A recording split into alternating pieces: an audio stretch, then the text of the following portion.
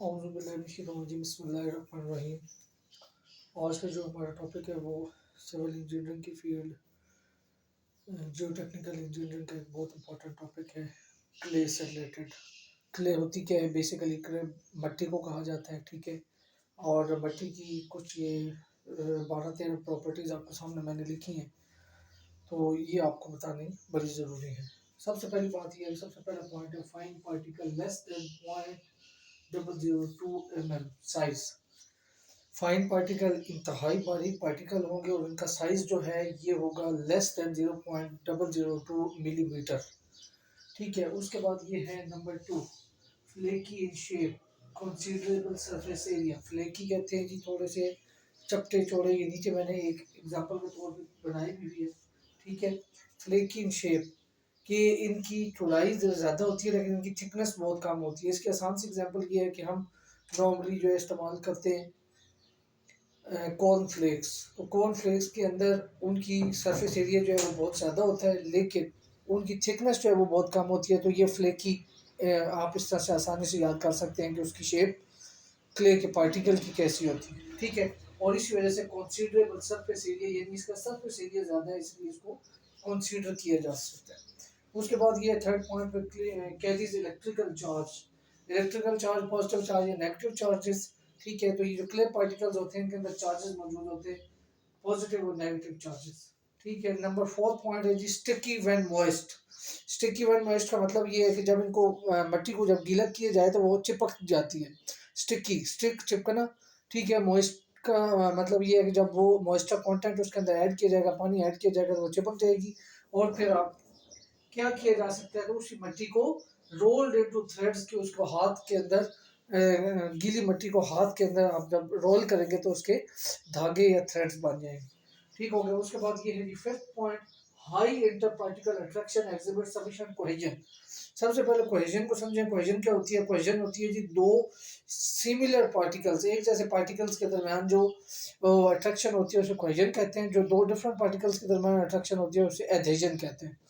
तो दो क्ले के पार्टिकल्स के दरमियान जो अट्रैक्शन होगी उसे कोहेजन कहेंगे। और ये लिखा हुआ है high inter particle attraction exhibit sufficient cohesion. High inter particle attraction क्यों है? हाई इंटर पार्टिकल अट्रैक्शन इसलिए है क्योंकि इसके अंदर इलेक्ट्रिकल चार्ज मौजूद होता है, इस वजह से इसके अंदर हाई इंटर पार्टिकल अट्रैक्शन मौजूद होती है। उसके बाद है जी हाई ड्राई स्ट्रेंथ। खुश्क हालत में इसकी ताकत जो है वो बहुत ज़्यादा होती है। इसकी एग्जांपल क्या है?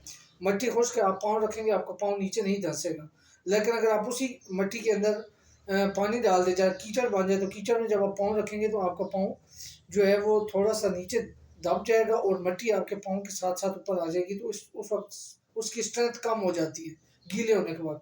तो इसलिए हाई ड्राई स्ट्रेंथ के जब खुश्क होगी मिट्टी तो उसकी स्ट्रेंथ ज़्यादा होती है।